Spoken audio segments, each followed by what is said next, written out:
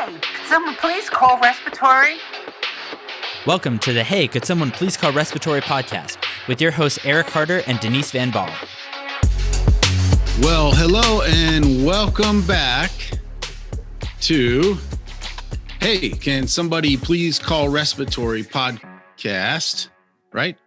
Nailed it again. That's the name of the podcast that we're having here.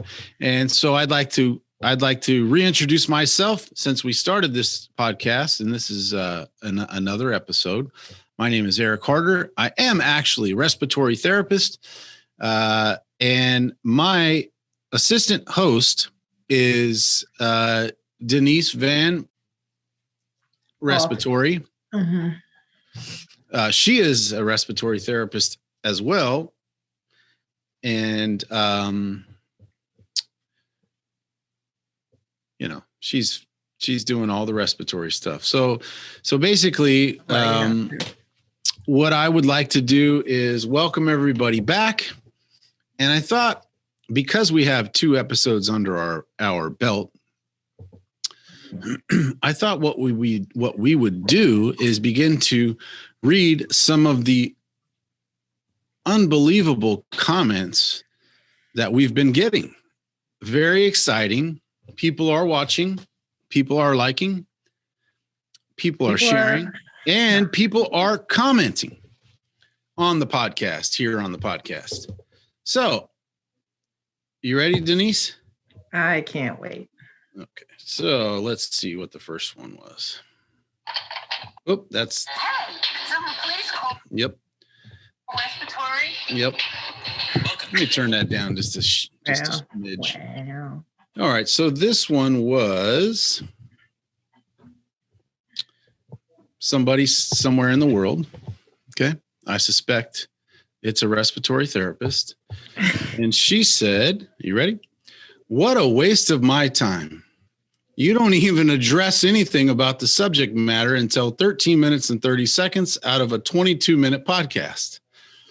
Would like to tune in and learn something since I am a respiratory liaison consultant also, but I'd rather rely on my 42 years of experience than to listen to the 2 of you babble on about nothing. What do you think about that? That's a pretty good comment, isn't it? Yeah, she's a real nice lady. Yeah. It was the first podcast. We were just introducing ourselves and having a good time. Okay, well, you can't get mad, so don't be like that. And then let's read another one, shall we? I can do what I want. Huh? I can do what I want. I know. I don't know if you met me or not. All right, so let us read another one. Okay. Are there any nice ones? Yeah. Oh, can you read a nice one in between so I can calm down? Yes. The second one is, I agree with you. What the heck is this crap? Well, clearly they're not talking about me. What are their podcasts about? I don't know. Another gentleman says, I literally got nothing out of this. Huh? Not bad.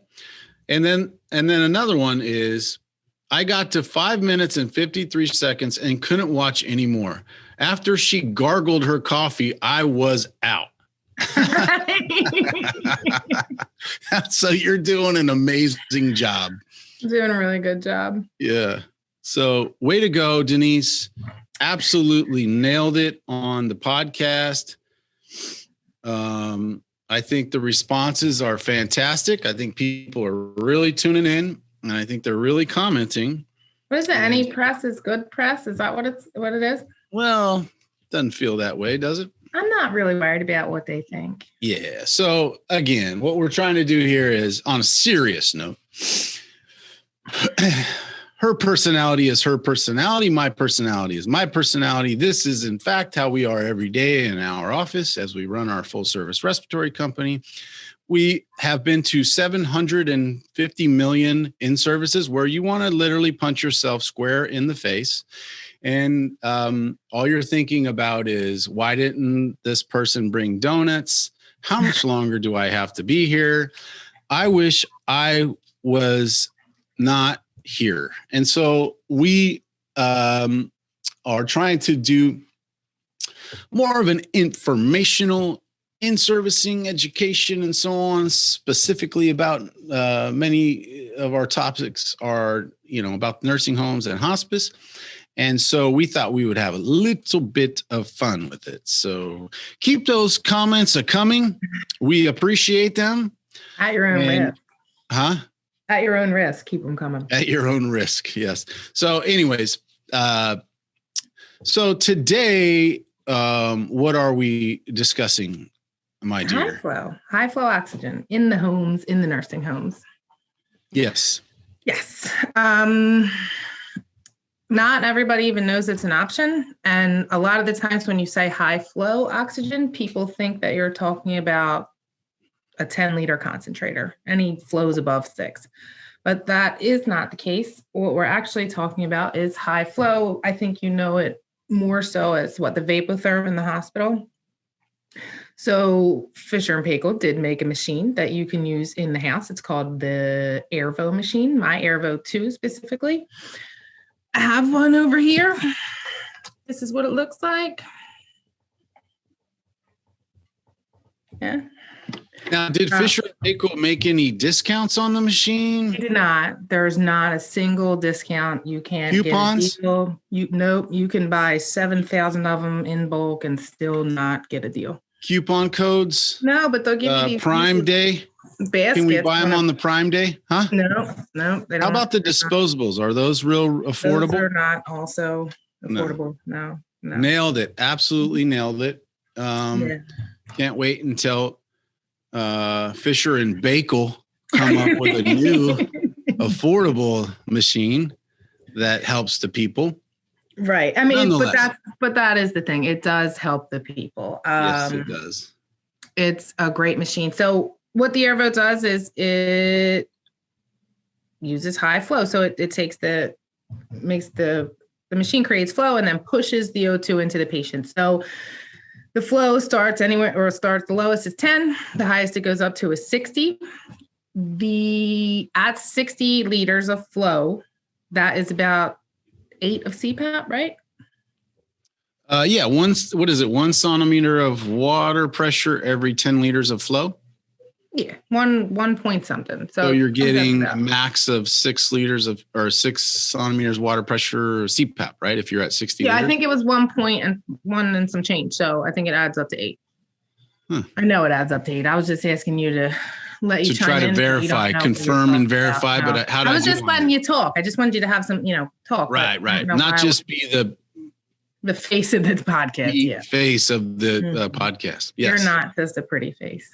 Well, that's true. I have the salmon shirt, by the way. I didn't know if you noticed. I have the salmon shirt on today. I noticed. My daughter looked at me very puzzled this morning. What, she wondered if it was your wife?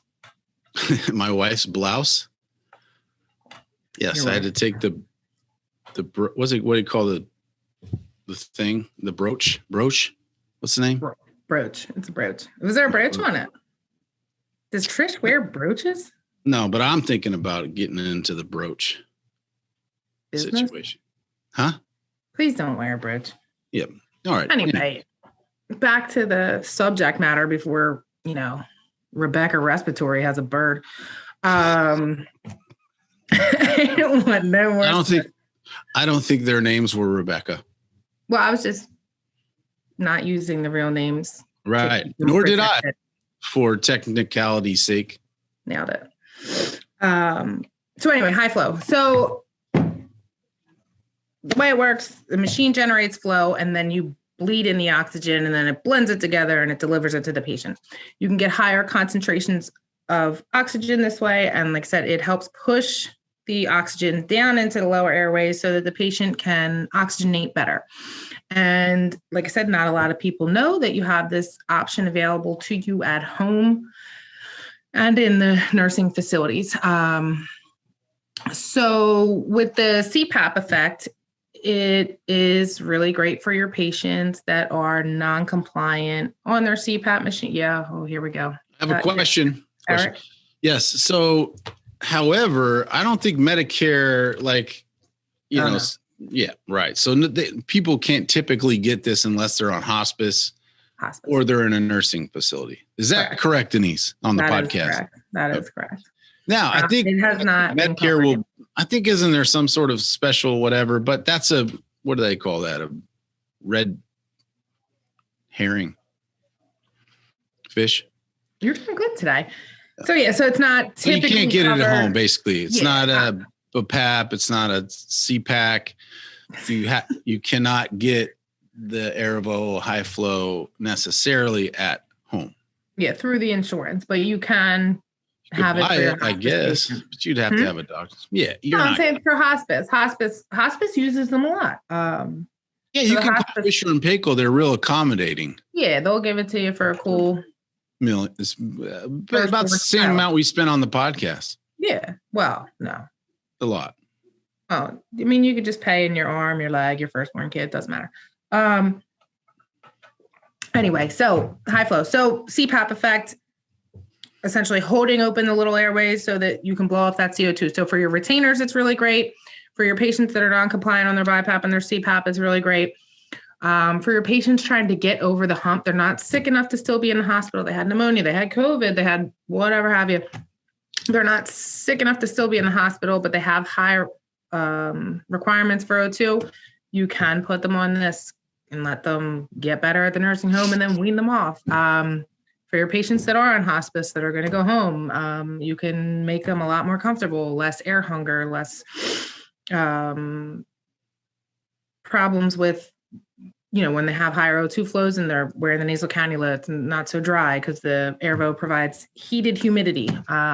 So let me show you how to set it up and then I can run through all of these things. You ready? I'm ready. I'm okay. 100% engaged. I'm not doing anything else. I'm not doing anything else whatsoever. Is Rebecca on here? Is she ready? She can. Well, we don't do the live. Oh. Hopefully she's tuned in. Hopefully this is informative enough. You're so angry. So angry. So I don't know why they have to talk trash. But anyway, if you don't have anything nice to say, don't say anything at all. I think I welcome every comment. Okay. Well, we're two different people. That's why we don't get along. That's true. So for the disposable parts of the Airvo, if we were working in the same hospital back when I worked in hospitals, I would want to be not in the same unit. I would want to be in another. I would not want to be in the same. I would not want to be working in the same area because I would. Cool people would be making fun of you and you would be embarrassed. Right. So I would want to take the ET tube tape and just kind of what's that? Let you use it for for the folks is what I'd like to do. That's good. No, I think we would get along really good in the hospital working together. Yeah, we would have got a lot of work done. Wow, that's not true. All right. So anyway, the disposable components, the very affordable disposable components. So it's a tube and chamber kit, which is this and this. This is a heated tube. A heated corrugated tube. No, wrong end. It plugs into the top of the Airvo, and there's where you get your heat from. This is the chamber, and this goes into the other part, which is the refillable water bag. You just, what's it called when you poke it in the bottom there? An expensive water bag that should be 14 cents. Sorry. All right. So I forget what it's called. When you do the Pierce. So we're going to pierce the bag and then the water in the bag, and then it flows into the tube and chamber kit like so. And then the interface. So you can use the Airvo with a regular nasal cannula. You can use it and hook it up to not a regular nasal cannula. You can use it for the nasal cannula that is for the Airvo, or you can hook it up to any oxygen mask. And then they also have an adapter. You can use any O2 mask? Yeah, because the Airvo. No. Oh, really? You still have to use the piece it's a mask adapter. So I see. it costs the same as the nasal cannula and the trach direct connect. So you can hook that up to like a regular aerosol mask? Mhm. Really? A simple mask, a tent, if you will. An oxygen You use a tent. tent? You're not getting Yeah. any flow. You How can you getting just the flow? what do you mean? You can put up to 60 liters of flow. Yeah, but isn't it supposed to be, well, I don't know. This is why we have a whole bunch of respiratory therapists to help. They'll let me know if I'm wrong, I'm sure. Rochelle and Rebecca Respiratory are gonna hop right on there now, hon. Sorry. Anyway, so but the most commonly we use it with the regular nasal cannula interface. It's a little bit thicker because like you're blowing a lot more flow through there, and it just has the one piece of headgear that goes behind the head, and then the tubing. So this hooks directly to the heated tubing. So I'm gonna show you how it goes together. So tube and chamber kit.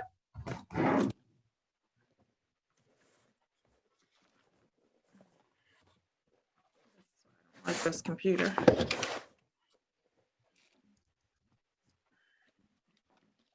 You can push this front piece down and slide it right into there. And these two holes line up with the two holes on there. And push it until it clicks, so you're in. This hooks up to the top of the machine. There's a little piece there. You have a little hole for it right there. Put it on. You're hooked in. And then you just hang your bag. So these do come with a little stand that's perfect for hanging this bag. They cost an arm and a leg. So All we do is talk. All we're doing is talking about how it's so expensive. It's bizarre. So Could we just have use- Fisher and Paykel sponsor the podcast? Is that a good idea? Yes, I would. No. Well, they need to know how outrageous they are. So, and then the water bag. So we don't have the stand. We just use the IV pool. We do have stands. Right, but we're going to use the IV pool. So that's the setup. So it's tube and chamber. So basically all of this is the humidification system. And then this is the heated tube. And then you hook your nasal cannula right into the end of there and you're good to go. The Airvo is really good also for your trach patient with very thick secretions that aren't managed well enough on a regular cool mist humidified trach collar. The heated humidity makes a big difference in the secretion. So if you're having those problems in a facility or in a hospice setup, you can use the Airvo to. Yeah. So on that note, question and or comment, I guess I'll start with a comment. I feel like there are some companies out there that are just throwing these on everybody because obviously they get a higher rental, that type of thing, right? They can charge an arm and a leg or what have you. But the truth is, you don't need this on everybody. It's not for every trach patient, and it's not for every, somebody that is only on a few liters is not necessarily needs an Airvo, right? It's a very specific. I mean, it's great for who it's great for, but right. Specifically a trach patient who's managing their secretions very well in a nursing facility, you can still use a compressor with the water bottle and so on and so forth. And obviously the goal is to wean them, decannulate them and have them get back to a normal state. So just so you know, if you're a nursing facility out there, you're a DON or what have you, or whoever you are, if you're thinking about having these in your facility and they seem super expensive and also super complicated, and the disposables are expensive too, it's really for a specific patient. It's great for a specific patient. So don't feel like you have to have, if you have 6, 7, 10, 20 trach patients in your building, what would you say the percentage of those in the normal vent facility or long-term facility, long-term trach? I mean, who absolutely needs those? It's not a huge percentage. It's just for the people that keep going out for plugs or having secretion issues or what have you, right? Yeah. So if the regular humidified tray collar isn't enough, you keep having those issues, then Yeah. you should consider heated humidification. So which- the reason I'm saying all that is, Mr. or Mrs. DON, please don't let your rental company or respiratory company strong arm you into having 700 airvos in your facility. That's not necessary. It really isn't. Even a further reason to have Fisher and Paykel sponsor the podcast here on the podcast, because I just basically threw them square under the bus. Is that clear? Gosh, like I said, they need to Actually, I be, love the machine. It's who it's for. right. Right. So I'm going to put water in here. So you can't turn this machine on until you set everything up. Everything has to be in place. The tube has to be in place. The chamber has to be in place. And then you have to have water in the bag and it hung before you can even turn the machine on. Otherwise, all the alarms will go off. Tube not connected. Bag is empty. All that. So for the bag, distilled or sterile water. Question. Yeah. Asking for a friend. Oh, here we go. Do I need to put this much in? No. Yeah. So one of my respiratory therapist friends one time went to an inpatient unit, and he or she, one of them, forgot to bring backup disposables, and they accidentally pierced the bottom crookedly and created a hole, and then the water was coming out, and they didn't have a backup water bag. And then they subsequently had a nurse at the door who was looking at them sideways, thinking they didn't know what they were doing. Was this And- you? No, like I said, I was asking for a friend. Oh, because I feel What- like this was. So what had happened Did you call was, me from there? I thought it was you. no. So what happened was, they told me that Denise was on vacation that week, and she always And everything tells went to hell in a the handbasket. therapist to have backup disposables just in case there's a problem. You should always have a plan B in every single situation. So anyways, this person definitely used a lot of tape from the nurse's station to tape the bag without any success, and then had to call Shannon, and I called Shannon to come and bring me this person called Shannon to come and bring the disposables, and then that person had to replace them. And they're only there for over an hour or two. So it's not that hard to set up the Airvo. I just want to be clear that sometimes this type of thing can happen for Absolutely. other respiratory people out there without all my experience. Yeah, blind respiratory therapists or so it's not that hard to set it up, and piercing a bag is definitely not that hard. It depends on who's. You just got to be easy, bud. You don't need to go jamming the spike everywhere. That's what I told him. That's what he said. Okay. So the machine is all set up. You can turn it on. When you're pushing in the power button, which is here on top, I'll show you. You need to hold it down for a minute. I know I couldn't say. So it takes a minute to boot up. So there's 3 settings that go into the Airvo machine: the temperature, the flow, and the FiO2. Temp is anywhere from 31 to 37. So that if the patient complains it's too hot, we can decrease that. So one thing I do know is that people that can't breathe don't like hot air. Yeah. Who would? Why would you want that? You wouldn't, but you need it because you're using so much flow that it's going to dry you out. So you need that heated humidity. Right. So it's If you can tolerate it, basically, is what you're it saying. comes with the territory. You'll tolerate it, or you can do breathe. So I always set it at the lowest for your chronic lungers and things like that. They can't breathe.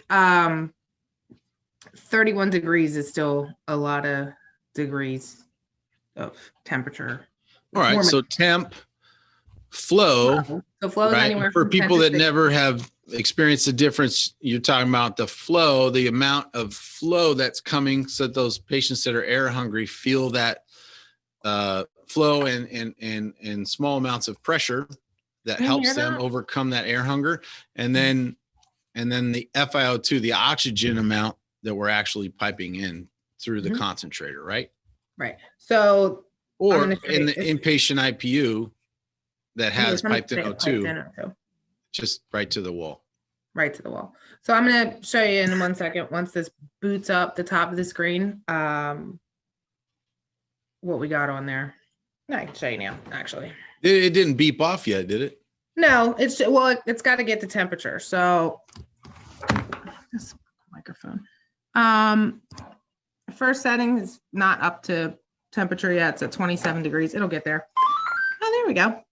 The flow is set at 30, and then the FiO2 right now is at 21% because it's room air. I don't have any O2 bled in. So the way the machine works is like eventually the higher the flow, the less the FiO2. So, and we're very limited in the home situation and in the nursing home situation that doesn't have piped in O2 at what flows we can get, or with what FiO2s we can get with the higher flows. So in the hospital, a lot of times when they get on the high flow, they just put them at 100% with the most flow. So you're at 60 liters of flow at 100%. We can't do that in the facilities. Like I said, we're limited with 10-liter concentrators. On the wall flow meter, you can it stops at 15, but you can turn until you're blue in the face and get however much flow you want. And you can get those settings on the machine, but not with the concentrator. So behind me. All right, so we're still recording, I believe. Yep. So nonetheless, we still have 15 minutes. So now we need to be done by 1:40. All right, well, let me do this real quick then. And then I'm going to have a drink of my. You're what? You're girly? You're female? You're Korean Raz? I think it actually matches I my can't believe you salmon put it shirt. on here. Yeah, I'm embarrassed for you. Ricky Respiratory is going to have something to say about that. Ricky, Rebecca. You absolutely would. They're going to get destroyed in the comments. He's always. No, the rest of the respiratory. We love the whatever it is. What is it? What? What's it called? Ricky Respiratory? No, the drink. LaCroix. Something like that. I mean, it's great if you're going to put it in a cup with a bunch of Tito's, but other than that. All right. So you digress. I digress. Speaking of Tito's. All right, so it's all hooked up, it's all ready to go. So we're gonna bleed in the O2. So on this side of the machine, you have a little port right here, and you can bleed the oxygen in. So I have the two 10-liter concentrators, like I told you before. I don't know if you can hear them in the background going. And I have them wide together. So this is the Y. You're not looking at the Y. Why? Pay attention. Nailed it. This is the Y, and then you take the O2 tubing that's going to connect to the aero machine. Like I said, on here right now, it's 21%. But I'll hold it like this. Hopefully I won't drop it. And as soon as I plug in, what happens? what the FiO2 is going to jump. So the reason that I'm showing you this is so that you know that you can't plug the FiO2 in on the machine. It comes from the concentrator. Delicious. It's bad. Terrible. All right. So watch it go up. So there it is. What did it jump to? I can't see. Don't make me start doing that. 69. So it should be in and around 70 at 30 liters with 210. So it's a 20. I got 20 liters from the concentrator. Is the FiO2 going up? I can't see it. Yeah, it's at 69. It's like a child. You're like a wind-up toy. All right, so here it's at 70. So 30 liters per minute, 70%, and that's exactly what it should be. So the higher you go up on the flow, the lower the FiO2 is going to go. So if I were to go up to 40 liters, the percentage would drop down to 60. And then if you're at the max of 60 liters, the highest FiO2 you can get with the 210s bled together, so this is in the home or in the nursing facility without piped in O2, is 50%. So 60, 50. I do have charts that I made for all the numbers that you can reach at all the different flows. And I also have a chart that shows you how long the water bag lasts, because that's a very common question. But So if anybody needed any of that information, they could contact us and we could get you over that information. yeah, send it right to you. And then a couple things I'm going to go over real quick. So You could also get it on the Google. on the Google, you could definitely Google it. You can Google anything. So there are a couple alarms on the machine I want to talk about, just for those people that are, flip out whenever they hear an alarm, and instead of trying to troubleshoot it, they immediately lose their mind. So because the nasal cannula is wider and has to still go into the nostrils, it's mushy to make it more comfortable. So what happens is sometimes, because the secure thing is just like this, people are sleeping. I know. People are sleeping, they have it in their nose. This is a little bit heavy. It has the close clip, if you want to put it on there, to lessen that. But what happens is that this sometimes comes down and then it gets bent against the top of the lip there, and it causes a blockage. So the machine will eventually beep off saying there's a blockage. So at that point, you would just move it back into the nose and you're good to go. And then the other alarm. Keep in mind, John had that in his nose many times. No, I opened a new one. I draw the line and put in the good, everything great. in the same. Good. I don't want anything that's been in John in the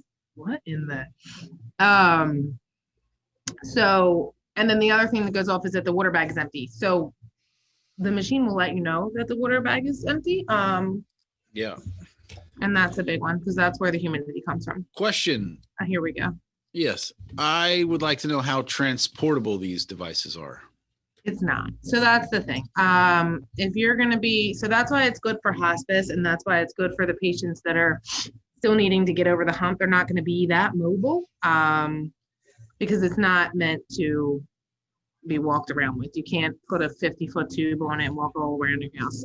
So you're kind of just in bed on this one. This cord is only, not cord, this tubing is only about, 6 feet? And then plus another foot. I got it taped on me, another 18 inches. Yeah. Now, in a hospice home situation, I mean, we've certainly gone to people's homes to kind of move the device safely over to, somebody wants to spend some time out on their porch or whatnot. I mean, we've certainly done that, right? Yeah, I mean, you can move get it. an You just have extension to be cord. You can get a careful. rolly table. You can do that. You can go sit out on your porch on high flow. You can do that. Yep. But it's not meant for you to your everyday walk around like people that are Right. You're not taking this to the market. Mm-mm. Gotcha. I mean, but you could get an eye off and take You that. could get an eye off. Stay tuned. In a future podcast on the podcast. But yeah, so that's the answer to the portable O2 and flow is the NIOS. Mm-hmm. What else? You tell me. Any I other? wonder What? Oh, for high flow? Yeah. It. That's it. What else do you want me to say? I don't know. I'm sure Rebecca has some ideas. Where's she at? You're so think, hon? salty. You're So so salty. Don't be so salty. It doesn't look good on you, okay? I don't care what it looks like. I love it. I'm Because not. usually your vitriol is certainly coming this way. Remember the last podcast we had just had the argument before that? Remember? Oh, now it's gonna pop your tires. Yeah. You're just removing from your car completely. Yeah, that's great. Sell them. Okay, so I thought you were I'm still nursing this hangover from Saturday. Yeah. I what open up happened? my blood vessels. Yeah. I drank Yeah, I saw vodka your from picture. 2 p.m. to 2 a.m. You drank what? Vodka. From 2 p.m. to 2 a.m.? Good night. You need more than a high flow. So in summation, these devices are great for the patients that need them.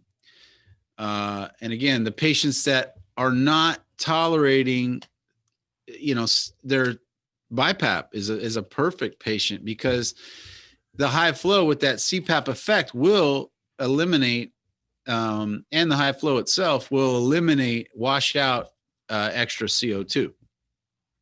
So typically those patients, let's say nursing home or hospice patients, they'll just build up their CO2. They'll feel miserable. They'll be short of breath, so on and so forth. So this is a great thing for hospice patients. It's a great thing for nursing home patients that are struggling. This is a great thing for coronavirus patients. That's what they're using to treat in the hospital. Yeah, I mean, that's exactly what they're doing. This is how they're treating these patients in the hospital. The one, caveat they want to discuss is the AGPs, the aerosol generating procedures. So they have done a study about, putting masks on the patients that are in non-negative pressure rooms, and putting masks on them over top, or, obviously you have the interface and then the mask over here.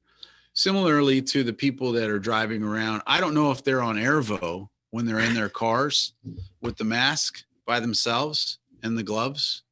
Whole issue, whole other issue. Are they on the Airvo? Is that the issue? I don't know. There's they got to be on something, because that is they're on something. stupid. Yep. Got it. Okay. Well, I think I absolutely nailed it today, crushed it, did an amazing job on the podcast. As always. Thanks again for Eric for being on the podcast today. We couldn't do it without you. What's that? We couldn't do it without you. Appreciate that. Looking forward to the next round of comments.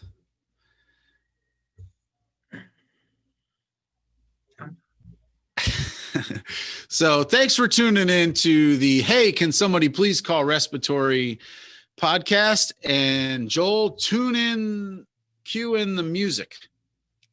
Hey. We'll see you next time, where we will discuss an item that we have not discussed as of yet, which we have not determined what we will discuss, but it'll be riveting. It will be something that you would want to tune into. If this is the last thing down the rabbit hole of the internet that you find, this is the last thing that you will be tuned into. There's a lot of infomercials, and I've been down a couple rabbit holes. Yeah, that's definitely probably, not about that's probably for another podcast. No. So thanks for tuning in. Appreciate y'all. We will talk to you on the flip side. Once again, think everybody did a great job. Mostly Eric. Thanks for being on the podcast, Eric. Denise, we'll keep working on it. You know what I mean? We'll keep working on it. I didn't gargle my coffee this time, so nailed it. Don't be so salty. Well, thanks a lot, Eric, again, for being on the podcast. We'll see you next time. Bye.